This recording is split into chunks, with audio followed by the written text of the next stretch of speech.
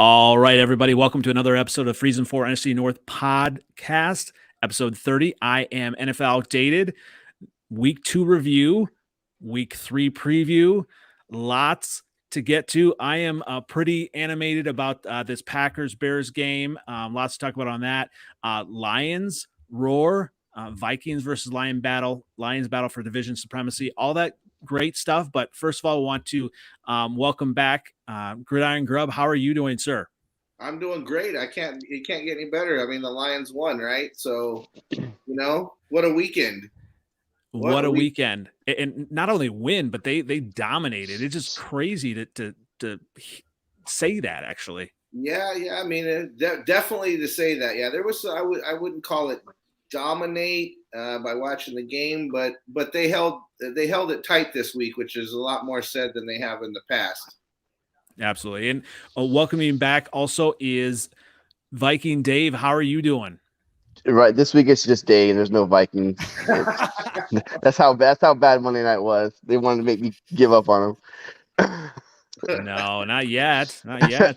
No, although Vikings Twitter is always amazing. Oh, yeah. To sit back and watch with some popcorn. I try to ignore it as much as possible, but sometimes you can't.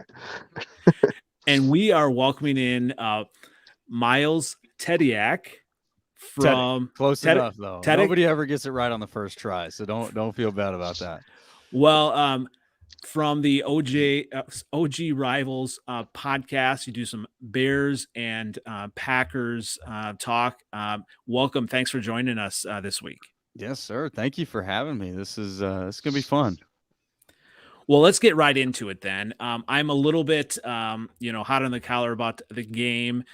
Like we talked about offline, I'm not expecting a lot from the Bears this season, but when the game got going, I was like, let's go, and then you watch the game, and I don't know if you noticed, I said Packers hold on, just a little bit of a nod to some of the non-holding calls at the Packers.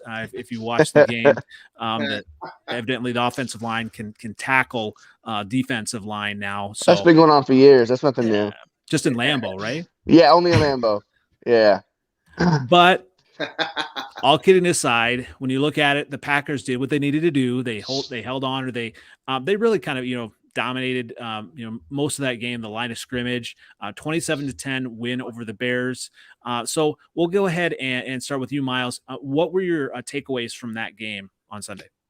Yeah, and the first thing that I will certainly concede is the game was certainly closer than the score indicated. To me, you use the word held on. I think that's right. And it's funny kind of to play on some of the missed calls, but the Bears were able to hang around a little bit, probably a little bit more than they should have been against a team like this. But my biggest takeaway is the defense for the Packers is fast. And I, as a Packer fan, I've been hungry for speed on that defense for years and years and years. We've been slowly starting to get it now since Goot gotten into control there. But they are fast, man. And that is only going to get better as the season goes on. And then they can, know what they're doing, be comfortable in the scheme, react instead of think. So I'm very excited to see that. It was good to see Quay Walker run step for step with Fields. And that was the difference in him getting that touchdown and not. I mean, obviously it wasn't on that play, but I think any other linebacker going against Fields in the past in the Packers is losing that race, and Fields is scoring that touchdown easily. There's no controversy about it.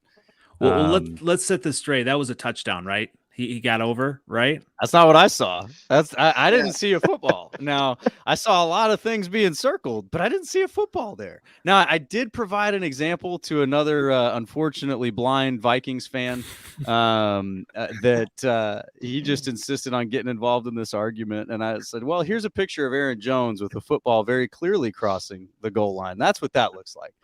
Now, I will say this. If they call it a touchdown on the field, it would have been stand. Yes. Mm-hmm, mm-hmm. Right. Mm-hmm. You just couldn't see it either way. I agree. So they didn't call it. I think by a hair, it's probably the right call, but yeah, it could have gone either way. So again, I think that going back to it, the speed by Quay Walker is the difference in that entire series. And that for any Packers fan has got to be exciting. We've been hungry for talent at that middle linebacker position in the last year and now this year look really, really promising. So, and then, just real quick on the offensive side of the ball, I think, you saw what you should have seen in week one. Your talent in that offense, obviously it's the back-to-back MVP, but it's your running backs. Mm-hmm. Get behind those guys. And it's not just running the ball. Aaron Jones showed you he can catch, he can get out there, and he can get in open space and take off. So I think that Matt LaFleur, Aaron Rodgers, they got settled in with what they were calling there. I had a shot early in the game saying, hey, you're not using this offense right. You guys are not winning this chess match. I think in the first quarter, it didn't look good. But they figured it out. So I think it was encouraging overall. It's a classic matchup in my opinion. So, the Bears got probably a tough season ahead, but you've got a bright future. There's no doubt about that. Yeah, and I was frustrated as a Bears fan, some of the calls, and obviously, that helped a little bit of running game. But really then the Packers did start to wear down the Bears, and like even the secondary late in the game, you could tell, I think there was a late, I don't know if it was Sammy Watkins had that late catch, those type of things. And I felt like the Packers, offense, they were actually, doing some things that they needed to do to really win. And the Bears, they did enough for me to kind of be hopeful to kind of see, going forward that there's some pieces in there that can really win. And the big thing with the Bears, chatter on, either social media and on radio is Justin Fields and just his development. And there were a few things, and Grubb may be able to kind of dig into this a little bit more too. But, the talk basically is that, he is just not trusting his reads, just kind of like there have been plenty of, I think we were at least 5, times when the receivers were NFL open and he wasn't just trusting just to throw it. And so that's hopefully, he's seeing what everyone else is seeing on tape, and he's going to start to kind of see those things and really, trust it and take advantage of it. And because that when you talk about winning and losing in Lambeau to even be in that game at this point of the, Bears rebuild, I see some positive things. I don't know. Is that kind of what you see looking at that, Grubb, or?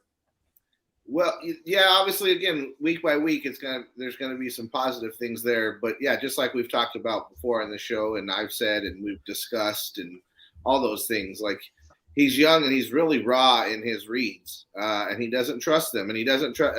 We talk about this pre-snap, post-snap. He really kind of struggles right now in those things, and it's really costing him because he does have the talent. Mm-hmm. He just hasn't put it together yet. But a lot of these young kids, they need the time on the field, and he's gonna, he's getting that this season. They're in a rebuild, but a build around him now. But he's got to learn this because look, Mooney is supposed to be his guy. Okay, he's got to get the ball to him. That's why I say pre-snap, post-snap. He's not setting up to get his guy the ball. There was so many times he never even looked his way. If that's your dude, if that's your guy, like you got to look his way. And just like we were talking about, we were saying with the Packers, right? It took them a few quarters, but then they realized, hey, our guys are not the same as they used to be. Our guys are standing next to Aaron Rodgers now in the backfield. They started putting both of them out there together, right? So with Fields, he's got to learn who's his guy. If Darnell Mooney is going to be his guy, then he's got to trust him too. It's not just trusting his own reads; it's trusting his guy. And you don't see that out of Fields. He's not trusting his teammates to make the play. And because he's got legs, sometimes he's pulling it down quicker too. He's doing things and moving in the pocket with his athleticism, but it's actually costing him with his reads down the field. Absolutely. And speaking of put it together, the Lions dominated. I mean, I say dominated. Just looking initially at the score, was it 22 something to well, nothing? That was that's why I say. So it started out as like dominating, but I can't call it dominating because then they went basically a whole quarter without any production. So it went from it was 22-0, and before they scored again, that was the very end of the third quarter, and they became 22-15. So, that's not dominating a football game. And that's what when you say that, when you're up 22 in the NFL, there's times to that's that killer instinct has to kick in, and you've got to get to where it's in the 30s, and you break that other team. You get up by 30 points in the NFL, you usually break that other team, and they even start just trying to go home, right? Second half, there's more running, but the Lions didn't do that. They let them back in the game. They just not there yet with that killer instinct. So yeah, the score looked good, but what happened was then when they had to turn it back on, right? When the game got close, they actually turned it back on, and that was good to see because most of the time, especially in the recent past for the Lions, even up with a lead like that, as soon as it started to slip, even at home especially, it was like they get more nervous, and they let a lot of those leads slip away like that in the past. So it was good to see them actually put it together in the end and finish the game. But they could have finished it a lot early. Like, they got to be that if you're up dominating a team, like they were killing wins. And that's what we talked about last week. They were going to line up. They were going to blitz him. There's going to be a lot of single coverage and some weird kind of drop zones where they kind of start mixing man and zone with the linebackers. And that's what they did to him. And he looked horrible early. But, you let a team hang around in the NFL and hang around, and you get kind of lazy and don't score and don't move the ball. All of a sudden, that other team gets hot for a few series, and then boom, the game's changed. And that's what happened to them. And they've got to realize, like, the game can change. We watched it all weekend this weekend. So every NFL fan is now aware it doesn't even matter if you have no timeouts and there's 2 minutes left in the game and you're down 2 scores, you can actually win the game. So, like, we watched this happen all weekend. So if you're the Lions, man, when you're up 22, like, you got to learn. Yeah, it feels good at the time, but you got to hold it down for 4 quarters, man, not just a quarter and a half, because in a quarter and a half, you're up 22. But in the next quarter, they were only up 7. Now, the lead went from 22 to 7 in 1 quarter. And so you got to hold it down in this league because, again, it can turn on you quick. Well, I'll tell you, like, holding it down, obviously it's important to have some like young stars, and they've got with Aiden Hutchinson 3 sacks on the defensive side, and Amon-Ra St. Brown becoming elite. It's just like it has to be exciting for the Lions. I mean, it's dirty and exciting, right? Fast, good, smart players. I mean, helping Goff.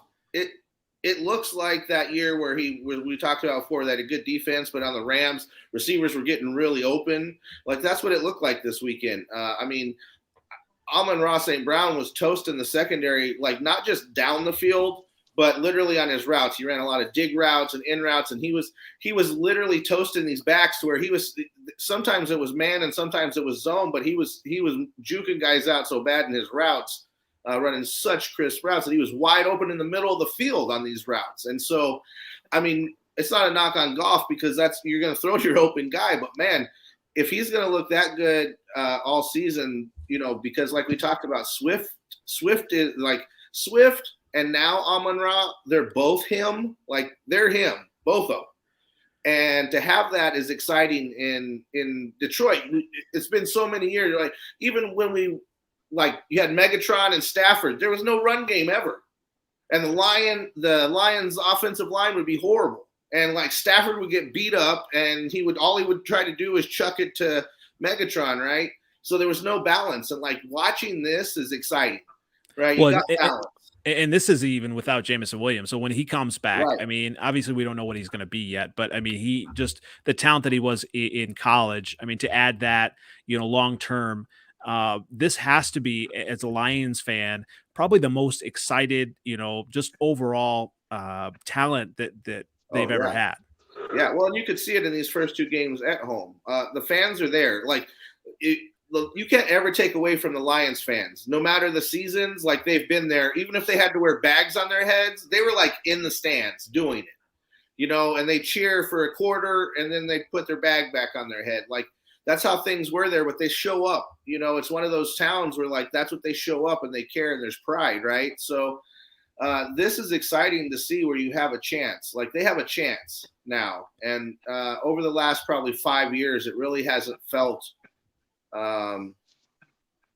like there was a chance, right? Like, there's, like, you start out the season, you're just hoping for, like, maybe a 500 year. Like, that sucks, man. That's the NFL. Like, you don't want to hope for 500 years and that's a good season, like that it's great. It's great to like have excitement around it.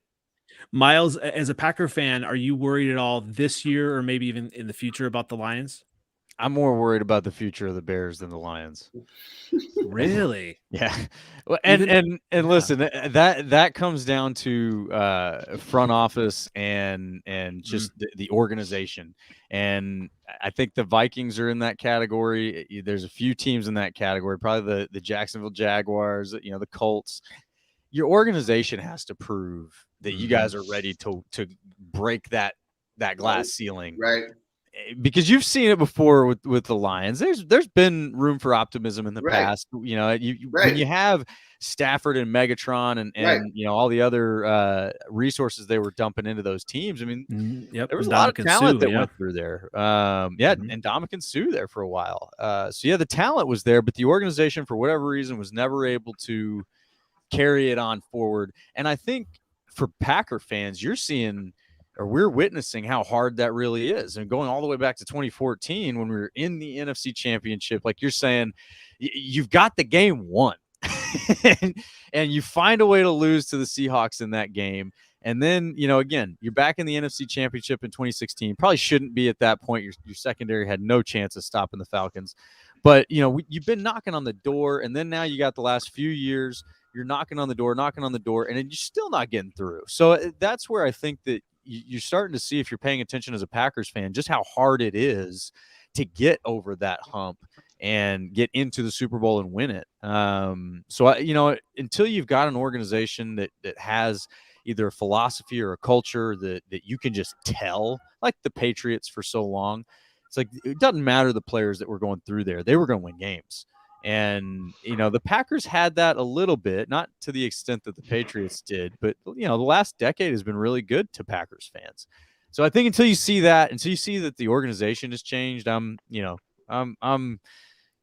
not worried about it. But I think it looks like the Bears organization has changed, and that's what makes me more nervous. Well, back on the Lions, my guy Rev Kev from Kemner Sports here, the Lions offense obviously looks good, but he's worried about the defense. And maybe that's, kind of what you were talking about as well, Grubb, with, putting, just, the foot on the neck and just kind of like, Right. But the defense is going to have its struggles. I don't know, man. And I know we've been talking about the Packers, but I watched a pathetic run defense of a whole division this week. I don't care what team you like in this panel here. Agreed. No doubt. Your run defense sucks. Yeah. And so I'm excited with Swift in the backfield as a Lions guy, watching these defenses suck at stopping the run, and having Amon-Ra. Like, I'm excited in this. I'm a little more excited in the division. First week I figured the Eagles, right, it was going to be a trouncing, and they held in there and came back at the end of the game. And like, I think they look good.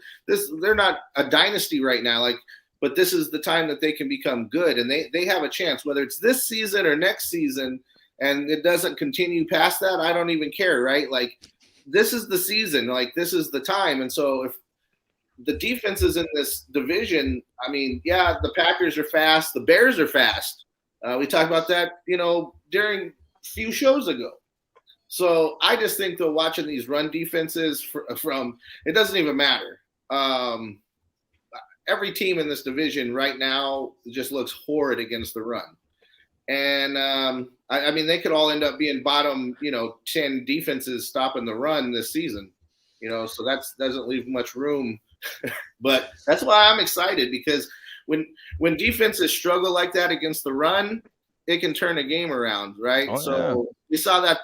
Look at the Bears game. Okay, again, I was worried. I was nervous. All right, Montgomery was looking really good. Yeah, that run took over, though. Yeah, yep. Their run took over, and that changed the game when the Packers' run game took over the game.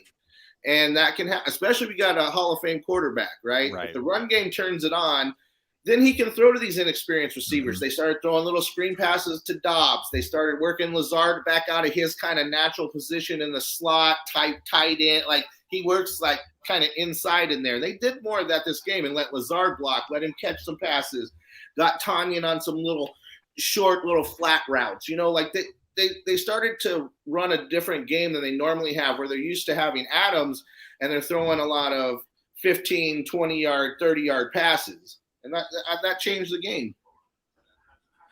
Well, speaking of trouncing, Dave, the Vikings were slayed by the Eagles 24-7 on Monday Night Football. We're not going to use that term here. Oh, I figured you like Darius Slay.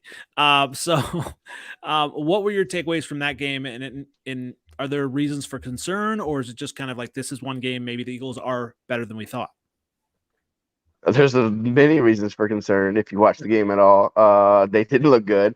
It's hard to believe as good as they looked week 1, they looked that bad the opposite in week 2. To just, mostly dominate the Packers, for the most part. They dominated the game to just completely getting dominated by Philadelphia. They didn't do anything. They couldn't stop Hurts from running.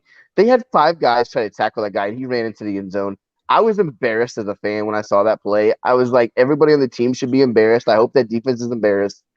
They made no adjustments on defense, which I don't understand. If you're getting roasted, what's the worst that can happen? You're going to keep getting roasted? You might as well change something up. Do something. Like, make some changes. I don't care what you do. Do something different. They didn't do it. From week 1, by the way. I think I said those same words. It's so frustrating when you're watching the game and you're like, what are you doing? Like, you guys are NFL coaches, NFL players, and I'm sure there's something in their mind is telling them this is the right thing. I don't understand how. It doesn't make sense to me. Offensively, there was a lot of drops in the game. The Irv Smith one was the biggest one. That was a game changer. That could have been, a 7-point game going into halftime. Instead, they were down by 17. Cousins didn't have his best game at all. Jefferson didn't play his best game at all. They didn't try to run the ball. I'm so confused. I'm so confused as to what happened. I really am. I thought it was going to be a close game. Even if they lost, I thought they would win. I thought they were better than that. But I thought it would at least be a good game, and they didn't show up. Like, nobody showed up. That's what's so confusing is to go again from playing so well week 1 to so bad week 2. It's like probably there's somewhere in the middle. Like, that's probably the truth, I think Philadelphia is a really, really good team. The defense is concerning to me. I thought that I was worried about that anyways. I was worried about AJ Brown, and I was worried about Hurts, and really Devontae Smith had a better game than Brown, but it didn't matter. They just walked up and down the field. We really didn't stop them at all. Second half we did, but at that point, if your offense can't get you back in the game, it doesn't matter, and they couldn't. So there's a lot to be concerned about. They got Detroit coming in. Detroit's looking good. They're playing well. I still think that we're better than them, but I'm not nearly as confident as I was, probably a week ago that we would beat Detroit. So there's a lot going on there. I don't know what to think anymore. I'd just like to point out that I'm the only returning panelist so far that did pick the Eagles to win. Just wanted to point that out Appreciate from last that. week. So. But yeah, I mean, when you look at it, it's so easy as a fan or even an analyst or whatever to kind of look at one game and say, okay, well, season's over. This is what the team is. But it takes a few games to really kind of figure out what a team is. The Bears, is kind of joked, some people thought, well, the Bears going to make the playoffs. They beat the 49ers. And some people then said, well, and I saw there were some Packer fans that said, well, maybe the Bears and the Niners were just worse than we thought. The Niners are going to be a good team, I think, especially now with Jimmy G. The Bears, they have some good things going on. They have a lot to put together. It looks like, the Vikings have a lot to put together when it's compared to some of the other teams. I really think the Eagles are one of the elite teams in the NFC. I just, with that defense, with Hurts, he's kind of buying in and they're using him right. And that was the big chatter on, Chicago sports radio as well, is that, we saw what Hurts did. We need to use fields like that. Well, no, what we have different players, different pieces. So you're shaking your head, Grubb. What were your thoughts on that? No, I mean, no, man. That's not feel. Look, exactly. Hurts. Look, it's a double-edged sword there when you just have that one aspect, because I tell you what, Michael Vick, great arm, could move, right? But when teams started figuring out, hey, if you flush him right, if he likes to go left, and they just started forcing him to go the opposite direction, right? And that's and he couldn't live with that. And so Hurts they'll start to figure that out. He doesn't have a lot of like tape as far as playing quarterback, right, in the league. Everybody's just getting used to him. When that starts happening, I don't like those one-dimensional run quarterbacks. That's why they're working on Lamar Jackson so much. People are like, yeah, you got to make him throw in the pocket. Well, you don't have to make him, but he's got to learn to be a two-dimensional quarterback, or eventually the defenses catch up to you. And Justin Fields, like that, I don't think he has the athleticism, but he's also, that's not his game. Like he can run, he can do those things, but his game is actually a passing quarterback. If you watch him in college, he's a passing quarterback. He can use his legs to make a big play. So thank you for saying that, because I've had several people on Twitter say, he's not a quarterback. He's not, yes, he is. If you've watched him, he's not good. Well, you don't think he's good. I don't think he's good. He's got a lot of room to grow. He does. He's got some room. He's got a lot of room to grow. Hey, Aaron Rodgers, how many in his first 2 years, how well did he do? Right, he wasn't even on the field. Right. That's true. That's true. Hey, but we're talking quarterbacks now, and like all I've heard for like weeks now is about Kirk Cousins, and right. I keep saying no, because Kirk Cousins is Kirk Cousins, and this was the prime example this week. There will be a game, and then there will be a quarter, and then there will be a half that he plays like this, and it's sporadic through the season, and it will cost them games. And it's the same this week. He's not the reason they lost that game. Don't put that on him. He just chucked it up, though. Like, I feel like there was one he just chucked up, and it was like. No, but it's not about the chucking. He goes into what I like to call Derek Carr mode, and that you look at one receiver and you choose one receiver. Derek Carr started to get better in the NFL when John Gruden came around, because John Gruden started making him work reads. Cousins got locked onto Jefferson, and he threw. He definitely did. To him. Except for the plays that he was wide open and he missed those. Which I call that. He threw every pass to Jefferson, whether there was three. Thielen's running wide open in the middle, right? Like there were guys running open. He just force fed Jefferson. Couple times. Hey, Grubb, I call that Aaron Rodgers playoff mode. Oh, man. Well, we'll find out what it looks like this year. We'll see. We'll see. Yeah, he won't have a Devontae this year. Well, and he may need to. Let's go ahead and move on to week 3. We'll go ahead and move on there with the Packers. I mean, they got a big game this week. They've got a really tough schedule. You look at their schedule. So Miles, when you look at this game with the Bucs, what are some of your keys? Well, a lot of people are focused on the receivers right now that the Bucs will or won't have. I don't think that that's quite as important as, just realizing you're playing against Tom Brady, and one of the things that we talk about on our podcast quite a bit, or I bring up, good quarterbacks are good decision makers. So a good quarterback without his best weapons is just going to make the best decision he can with the guys he's got. You saw that from Aaron Rodgers last year against the Cardinals when they went down there on a short week without the top 3 receivers, and he still made it work. It wasn't beautiful, but it won the game. So I'm not necessarily as honed in on that. I'm watching to see what the Packers do on offense. I think that the defense is going to continue to probably improve a little bit each game. You saw a decent improvement from week 1 to week 2. I think that's just guys settling in, getting used to the calls that they need to be making, and kind of what I said before, thinking less, reacting more. The silver bullet to a defense to just kill them every time is make them think. That's why Peyton Manning was so good, and Ray Lewis even admitted as much. You have to think so hard about what that guy across from you is doing that you don't have the ability to react as the elite athlete that you are. So that's what I'm watching for. I'm watching for how does the offense do? How does Rodgers go down there and does his ego? I think it's in Tampa Bay, right? I can't. Yeah, it is. I believe it is.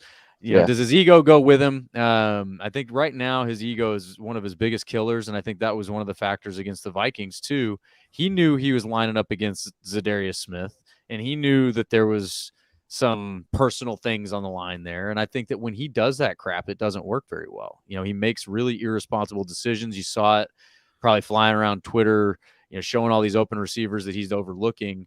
And so I'm watching for Aaron Rodgers to go down there, take care of business. Don't worry about who's on the other sideline, comparing yourself to Tom Brady, because I think he does that too much. Go down there and get the job done. That's what I want to see. Keep running the ball. Keep improving with your receivers. I think that we'll see that kind of like the defense, right? As those guys get more comfortable with the decisions they've got to make, and just reacting instead of thinking too much, they'll get better at showcasing their abilities. So I'm definitely looking to see the offense run the ball, adapt a little bit, because the defense over there is fast. That's a fast Bucs defense. You need to be doing a lot of what you did against the Bears. You need screens. You need to force those guys to run sideline to sideline and wear them out in the second half. Those are my keys. You got to be able to run that stinking ball.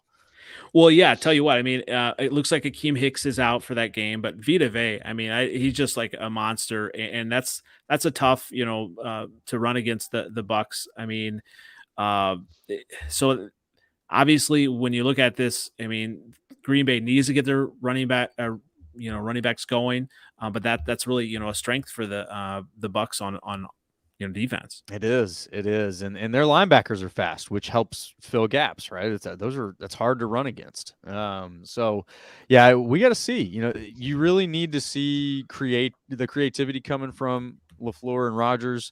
When they're peak mid-season, they're good, man. They're gonna pull you out of whatever it is that you're comfortable with, and and take advantage of that vulnerability.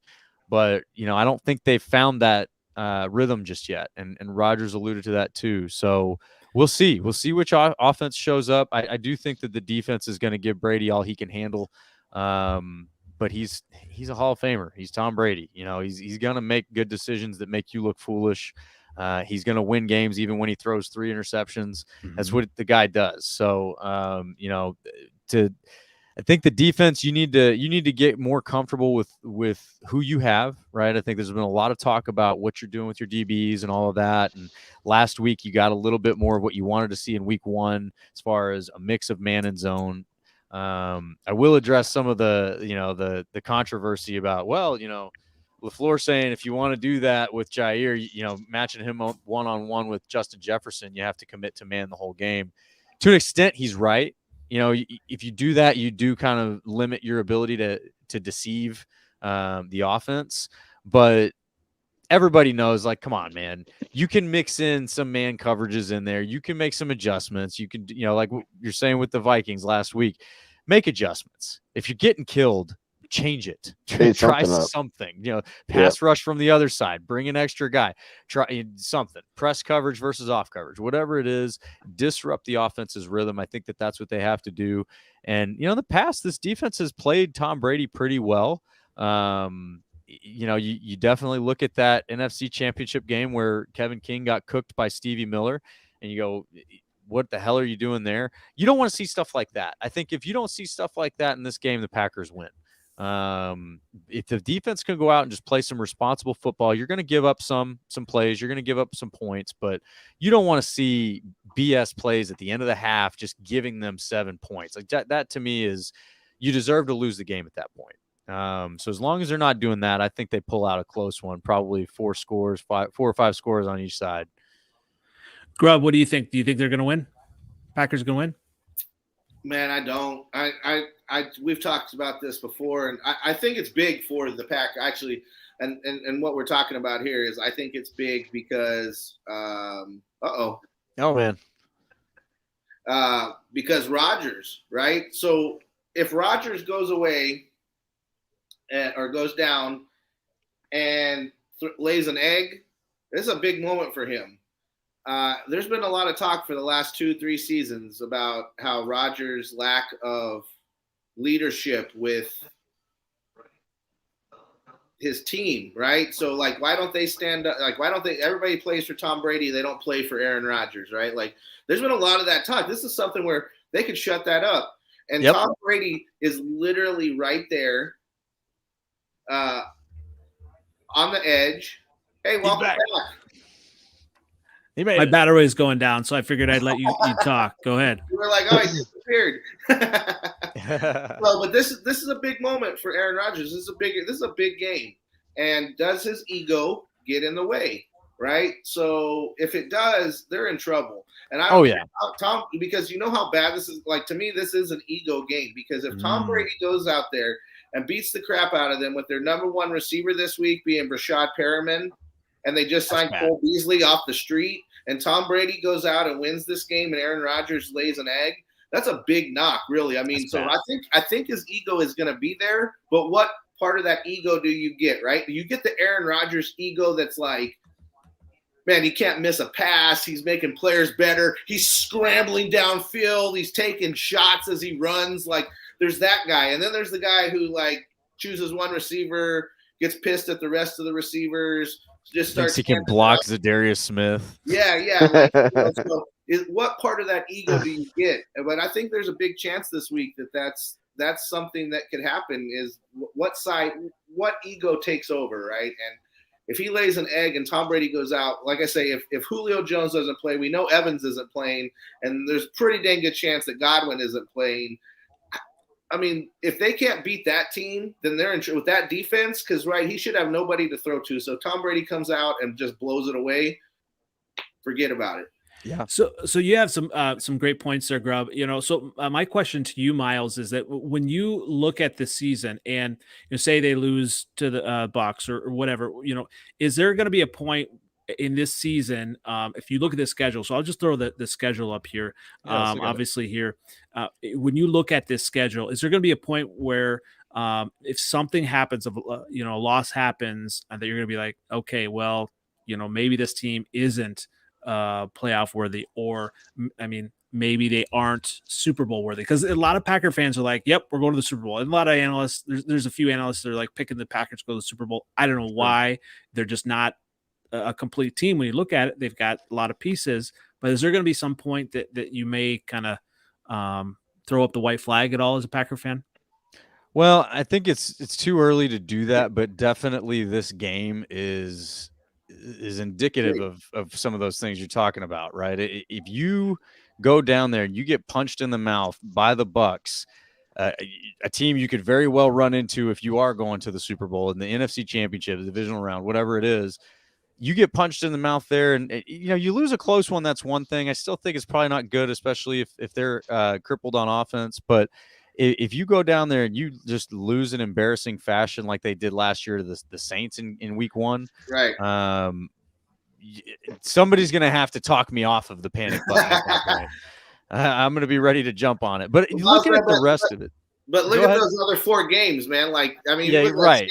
Even if they lose this week and it's rough and it sucks, I mean, you got 4 games to get right there. Like, that's exactly. To me, there's no losses in those 4 next games. Like, none of those teams should compete, in my opinion. Yeah, the Patriots, Belichick will come out with some defense that can hold it down for a little bit, but that ain't happening. So I think they got 4 games to get it right, don't you? Yeah, I would agree with that. And and then further on down, you got the bye week late in the season, which usually is a favorable thing. Get some injuries right, get a few different strategic things cleaned up. But the one, and I think that this is easy to look at for a lot of people, is that Bills game, man. Mm-hmm. That is gonna be a litmus test. Can you go to Buffalo? And you don't have to win that game, but you definitely have to compete in that game. You have to show that you can make Josh Allen nervous. Because right now, that dude, you talk about not in a bad way, but ego. I mean, that guy is at this point where he's like, I can't miss. He's walking around with his balls just hanging out. Like, that guy, I'm telling you, I said it before, he's the best quarterback in the league right now. That's the best team by far right now. They're just blowing teams out. I think they're going to be in the Super Bowl. Josh Allen's going to have to get hurt for them to not go to the Super Bowl, I think. I know the AFC's stacked, but I'm going to the Vikings game in Buffalo. I got a buddy who's a Bills fan, and I'm not very excited right now, to be honest. I was like kind of excited a week ago, and now I'm like, they're gonna score like 60 points. I'm terrified of that. So yeah, Buffalo's they're scary. They're really scary. Well, I was gonna say, speaking of 60 points, and probably it may be a track meet, and I think at the beginning of the year, all of us, in the division really thought that this would be a marquee game in week 3, the Lions versus the Vikings. Everyone kind of thought that this would, the division would hinge on this game.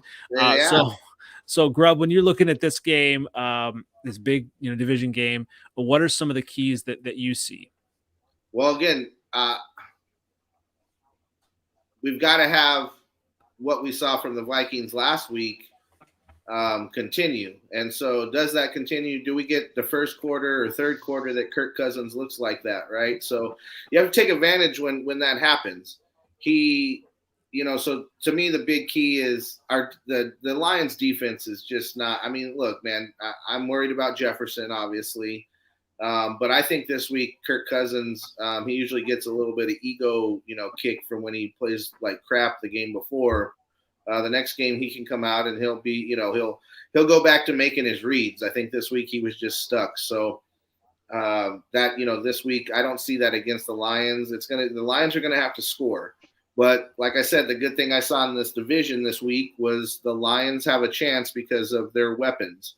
And their offensive play calling right now that goes around Swift and Amon-Ra. And if they can get those guys going against the Vikings defense, they stand a good chance to hold in there. I mean, it's going to be tough to go into Minnesota. Minnesota gets loud.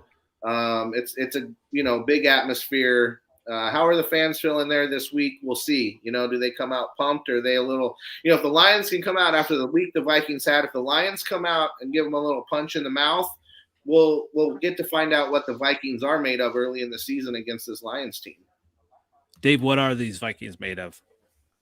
I mean, honestly, we're gonna find out. I think if the Lions do come out and they drive down the field and score on the first drive of the game, it's gonna be like, oh no, like really? Right. Is this gonna happen again? Yeah, for sure. It's gonna be. I think the season's not over yet. Again, they're at home. We always play better at home. I do think I think the offense is sometimes getting your ass kicked is a good thing. Right. What I mean? It puts you in your place. And listen, we're not as good as we thought you are. You got to get back to work. Detroit's a good team. I worried about Swift. I worried about Amon-Ra. Like, those guys are killing it. Goff's playing well. I think the defense is, as he said, is not playing great. So I think we're going to score some points. But if we don't make adjustments on defense, I think Detroit's going to stay right with them. Like, I mean, they played the exact same offense against Green Bay the entire game. Like, they showed it. Rodgers surprisingly didn't.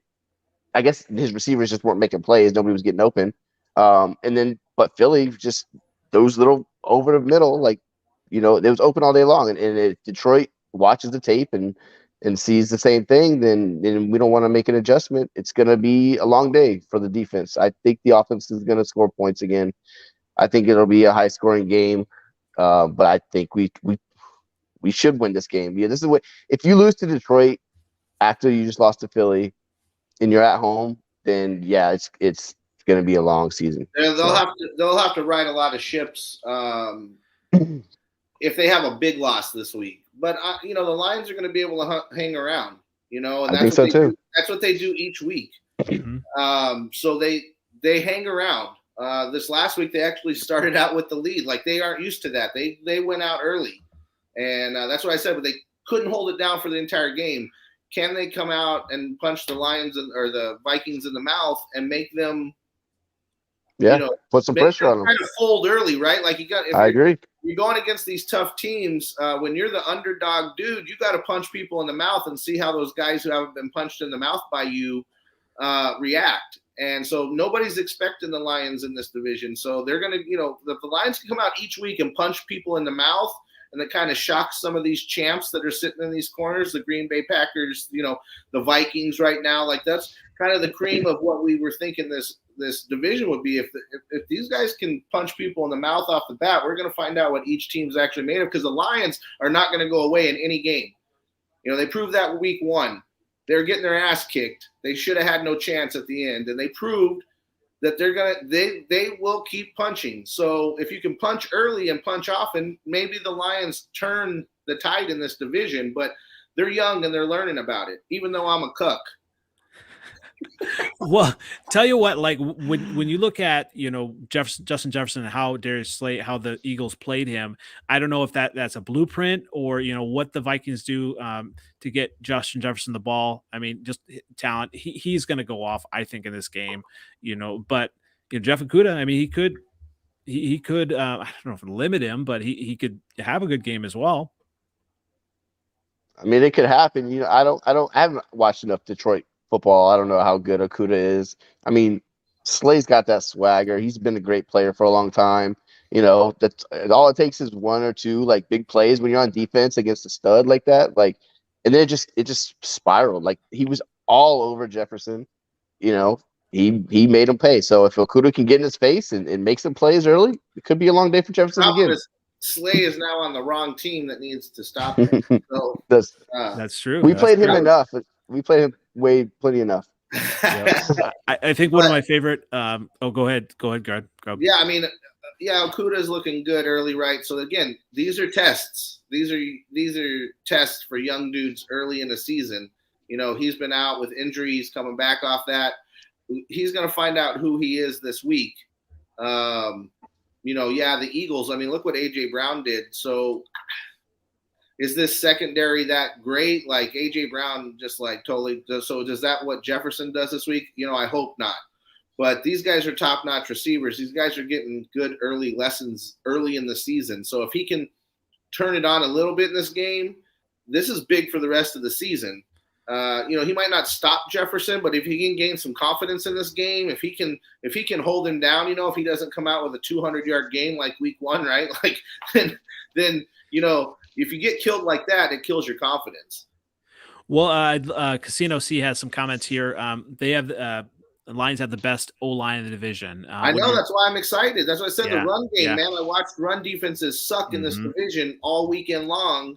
Actually, for 2 weeks for the most part. Like the Vikings kind of put it down a little bit on the Packers the first week, but the Packers are really not. No, they didn't. If the Packers were smart, they would have kept running the ball. Yeah, that's what I say. The Packers were doing well. Got away from the run on their own, and that was really like the only reason that. So watching this, I mean, I'm excited for the Lions with a good O-line. Now the O-line, we talked about it the last few weeks, so they've been banged up, right? So if these guys can actually get out to their full offensive line, they can do something in this. Because if you can control the football, right? If I can keep the football in Aaron Rodgers' hands, and I can keep Jefferson off the field, then that's a different 100%. story. That's a different story. And that's what they have to do. And, that's this division can get exciting because of that. The O-line and having Swift back there running the football and not making Goff make too many forced decisions. Like, if you can do that, they can win games. Tell you what, I think I'm going to go to the casino this weekend because here we go. Lions will beat all these teams at least once this year. I totally agree on that. Take, but I could see it could happen twice, but I mean they should have swept the Vikings last year. So I mean, I don't know. Well, if we had a defensive back who realized what an end zone was at, they would have not scored that touchdown. So, I mean, awareness is important, man. It's very. Don't talk about awareness. I mean, I'm talking to my quarterback. I could see a win. I know the Bears. I think easily, at least one win there. Like I say, the Vikings. They always play us good. Always. Yeah. That's why.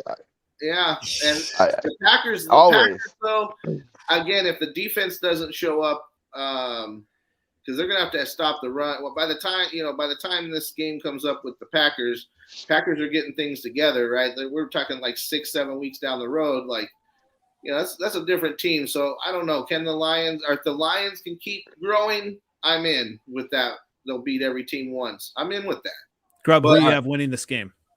Oh, this game? Yeah. Oh man. I gotta go like I really do. I think there's a hangover from what just happened to the Vikings. I think something happened. And so this is that game where, because they usually lose like a game a year at home that they like shouldn't, because they're like they're either looking forward to the game next week or they've been kind of got their ass kicked the week before. I think this could be that game. I think it goes like a 27, 24 field goal at the end because Kirk Cousins, tries to force it to Jefferson and throws a stupid interception, and the Lions kick a field goal and win. Wow. What about you, Miles? Who do you think wins this game? I will lean towards the Lions on this one, and I'm putting this one squarely on Kirk Cousins. I think, and this is you hit on it earlier. The guy doesn't change who he is. He's got arm talent, but he's goofy sometimes, man. Like, I'll never forget the footage of him trying to tell Stephon Diggs and Adam Thielen what route they should have been running. It's like, dude, get out of here, man. Just put the ball where it's supposed to be. So yeah, I lean towards it. The other thing, if the Vikings actually get Dalvin Cook going, I think they could run all over the Lions, to be honest with you. And that's, I see the prediction there from Casino, and that's where I'm going, well, you got a good win there, but to your point, you gotta let them get back in there. You can't let them hang around. Oh, yeah. If you do that with the Packers, that's not happening, man. You're going to get put out. Yeah, you're not getting Aaron Rodgers. Like if you're down 20 if you're down 22-0, 20-0 at half. And I'm just saying, if the Lions are winning 22-0 and they go into the mode that they went into this last week, Aaron Rodgers, all of a sudden you're behind by a field goal. Yeah. Like if you go into a lull for a quarter and a half, all of a sudden you're behind a field goal, and they can't play that football. And I've been seeing it. I love Dan Campbell. I love what these guys are doing, the momentum that's building. But I'm just being an honest man and saying that happens too often, where they can either come out and punch in the mouth, and then they kind of die down for a while, and teams can get back in it. Or they don't play, they play one quarter, then not the second quarter, and then not the third quarter, and then they play really hard in the fourth quarter. Like, you can't do that in the NFL. Like, when losing by 3 looks good, but losing is losing. And so you can't play, one quarter really bad and get down by 20, and then play the next quarter good and get back in the game, but then play another quarter and a half bad. You can't do that and win games consistently. Consistency is the key. Dave, what do you think is going to happen? As bad as last week was, I think being at home, things are going to turn around. I think it'll be a closer game than I hope it'll be, but I think they win 27-24, something like that. We're flipping. All right. I got that. I am going to say it's a get-right game for the Vikings. It's going to be 38-24 Vikings on that one. Whoa. 5 points. I like it. Ouch. Well, I have Justin Jefferson on my fantasy team, so I need them. There you go. Well, speaking of, the team and the game that everybody's going to be watching also this week, one that I will be at, the Texans-Bears, Lovie Smith coming back to Soldier Field. And when we look at this game, is everyone kind of yawn, or are you as excited as I am for this game? I didn't even realize they play Houston. Oh, that's terrible. God, that's going to be the game that no one wants to watch. Hey, I'm going to be there, and I'm actually in on the first level in the end zone. So hopefully we see some Justin. You can see some real close Fields misses throws. Or just some not throws. They have 28 attempts in 2 games. You should have made that. Oh, what is ball? Yeah, exactly. Well, when we look at the keys to this game, obviously it is, I'm joking about it, but really it is. It's Fields getting comfortable throwing to NFL open receivers and those reads. And so if they lose to the Texans, it's not going to be good on Chicago radio and all that. And be plenty of for you to talk about on your OG Rivals podcast there, Miles. But as a Bears fan, I just, they need to get right. I mean, obviously the Texans have a horrible run in pass defense. They need to, I see David Montgomery having a field day, and hopefully Justin Fields, starting to get it to Mooney. I think, fantasy wise, it could be finally a good game for Mooney. But when you look at it, it's another big key that Bears offensive line, can they continue to hold up, or, versus that Texans pass rush? Cause that's really kind of the strength for the Texans. And what do you think on that, Miles? I think that if y'all lose this game, it's going to be real hard for me to get Miguel to record another podcast. No, I honestly think that this is a good game to gauge where the Bears are at. You know, I think you're absolutely right. It should be a get right game because you don't have any kind of overwhelming player or, combination of players just kind of a part of that team that just really scares you. There's not like a Derrick Henry where it's like, man, that guy, there's no stopping, or a Justin Jefferson or whatever it is. So I think it is. I think it's a get right game for the Bears. I do think the Bears can pull this one out. Your defense has speed. And the thing about a young team is the ignorance is bliss, right? Or naivety or whatever it is. Right. These guys are not going to be shaken by, all right, we lost. I think they're going to shake that off pretty quick and just be hungry to get back on the field. So yeah, I think this is a get right game for the Bears. I think they pull it out. It's hard to predict a score right now.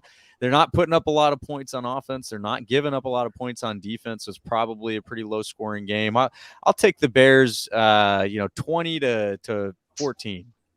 Yeah, absolutely. Grubb, what do you think? Yeah, I think this is one of those games that could get sloppy one way or the other. So one way where it gets sloppy is like the defenses don't show up like on both, like, and it becomes high. So like it's one of those games that's like 35 to 30, 1. But I'm going Bears. But I think it's either sloppy big score like 35-31 or sloppy like no score like 17-13 type game. Like it's going to go. I just see it being sloppy one way or the other. Either it's like mistakes and a lot of scores, like interception, touch, like whatever. Like I see a lot of mistakes, like either that way or a lot of mistakes that keep points off the board. So, like I say, I think Bears win by 3 or 4 points. So that's what I say, either 35, like 31 in the high scoring sloppy game, or 17-13 in the nobody can get in the end zone sloppy game. Tell you what, like I'm a little scared, but excited to see, fantasy perspective, Dameon Pierce, up close. I mean, he's going to be a monster kind of going forward. It's just interesting how I haven't really watched the Texans enough to see, why Rex Burkhead is still a thing in Houston. But Pierce looks good. Davis Mills, we'll see what he can do. And that'll be, a test with the second. People get too caught up in like that fantasy stuff, man. Yeah. Like Pierce, is good, but Burkhead is experienced, and in this league, a rookie guy picking up pass protections, knowing all these, knowing blitzing, knowing what the checks are happening at the line, especially when it's loud and noisy, and on the road. That's a good point. And so yeah. I think that Burkhead, that's the reason he's getting a lot of the work here early. Like, you got to learn the game more on the field, right? So, Damien's getting his runs, and he's getting out there, but that's kind of a learning right now. He may turn it on later in the year, but I think people get too caught up in they get on Twitter and see all the fans. Oh, you got to get this guy, and that means that he's going to be like this phenomenal, like right out of the gate. Like, it's never usually a thing because they got to learn the game, Well, yeah, and also kind of learning the Bears secondary. I mean, it's going to be a work in progress. They're young, but they're talented. They're fast. When you look at the Texans receivers, I mean, they're going to have to. I mean, this is a game that they really need to kind of learn it and dominate. Where it's not one of the top teams, right? But they've got Brandon Cooks. Brandon Cooks can be tough. So I don't know. What are you seeing in this game since you didn't realize the Bears played the Texans? Awesome Texans. I think it's going to be a boring game. I think it's going to be a low scoring game. I think it's like 16-10. A bunch of field goals. Maybe a Cooks TD, maybe a Montgomery TD, but that's kind of what I see. I think Fields. This is what I think of Fields. I think you need to see what you got in him. I think that if I was the coordinator, 28 pass attempts in 2 games is a joke. I don't care. Yeah. Like, that doesn't make sense to me. I know Montgomery's good, and that's fine. Like, but Montgomery isn't Adrian Peterson. He's not some superstar. He's a good player. There's no reason to force feed him the ball when you need to learn what you have with Fields. He needs to develop, but he also doesn't have a great receiver. So it's like, I don't know. I guess I can understand why they want to run the ball some and keep it out of his hands too much, but you need to see what he can do, whether it's with Mooney and Komet and whoever else, or just, do we need to add receivers? Is he still the guy? Like, you can still Yeah. evaluate these guys when they make these throws. And I think I read one of the things with when him coming out of college was his decision making was the throws. And then when you're playing with Ohio State, everyone's wide open. You got Garrett Wilson 60 yards downfield. You don't have to Every make a read. receiver's a first rounder. That's Yeah, what I'm saying. When they're exactly. all, and you're playing against Purdue, you know what I mean? Like I'm just Purdue's actually sneaky good, by the way. I But learned that as an Iowa fan. But he's you know what I'm saying? Like the thing is, this is why I don't really trust these Ohio State guys. It's like they're super talented, but they don't have to read defenses that good. Like it's just a fact. That's how it is. That doesn't mean they can't be good. One of them won't be good, and Fields may be good. But when you've had it so easy, then making, like you said, the NFL throws that he should make, he's a little hesitant because they looks like a little more covered. So I feel like you need to let him open it up, especially maybe against a team like the Texans that's not that great. See what he can do. Like, tell him, hey man, we need you to make some throws. We need to make some plays. Like, I know we don't have a superstar receiver, but Mooney's really good. He's a good player. So Well, that's what I think. I think I know why Ohio State quarterbacks aren't really good at reads as much, is because they're not used to seeing the M for Michigan. So it's all right. Pull all the M's out. All the M's out. That's crazy how they do that. Well, when you look at it, I do think the Bears are going to win. Cole Kmet needs to get on the board with a touchdown, and if he doesn't, it's going to be a long season because it needs to open it up for Mooney as well. And you're right. Justin Fields is going to have to throw a little bit better, more. And Eberflus did make a comment that they were going with Montgomery because that's what was working. And I get that. When you look at the game, I was excited. It was really, they were starting to gash them, and it was weird as a Bears fan to see that offensive line actually do something. So. But they screwed them. So, like, they drove down the field on the Packers by running with Montgomery, and then like the next 3 drives, they literally it was like all passes. Mm-hmm. Like they literally drove like. That should have been a game where they were like, okay, again, you keep the ball out of Aaron Rodgers' hands. Like our first drive, we gave the ball to Montgomery like 6 times, and then the next 3 drives total, they probably gave it to him 3 times. Yeah, like that's not cool, man. Like that doesn't make any sense. No, I understand letting Justin Fields learn the game, but if football's about stop what I'm doing, right? Like if you're running down their throat, like why the Bears stopped on their own. Yeah. Hey, even when you've got the back-to-back MVP, man, give it to your running backs. Right. Don't overthink yourself. That's what I tell you. I think if Green Bay kept running against Minnesota week 1, it would have been a close game. I mean, if they score with 3.5 minutes left, you never know. But it would have been, obviously the opening drive pass was a huge game changer also. But if they were gashing us, they were running all over us. And I think sometimes you just got to stick with it. Like I get you want to make a play downfield, but when you're getting 4, 5, 6, 8 yards, sometimes that's just as good. Yeah. So. Well, just as everyone predicted, after week 2, all 4 teams in NFC North would be tied and ready to make a run for the title. So I think we'll see how it goes. I definitely appreciate everyone joining today. And where can everyone find you again, Miles? Yeah.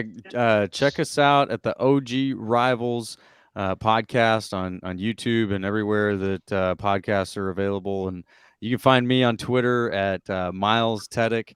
I think it's scrolling there on the bottom. It's just my name. Happy to have all sorts of fan banter and headbutting and all sorts of fun stuff. I'm kind of ruthless with the gifts. So if you get involved, and you better be ready. You better come with your A game. I love gifts, Boris. Those are the best. Oh, yeah. Well, someone who's always ready. Dave, have you changed your Twitter name? Where can everyone find you? It's still the same at Viking Dave 18. I haven't given up on him yet. Maybe one day I'll give up on him. Not yet. And where else can everyone find you? The fantasy, the Once Upon a Sunday fantasy football podcast. So we'll do that, and then come find me on Twitter, and we'll banter some back and forth. And Gridiron Grubb, where can everyone find you again? Well, that's at Gridiron Grubb on Twitter, here on Wednesdays, and obviously on Cuck Mountain. I am there tonight. So those are the spots right now you can find me at. That's excellent.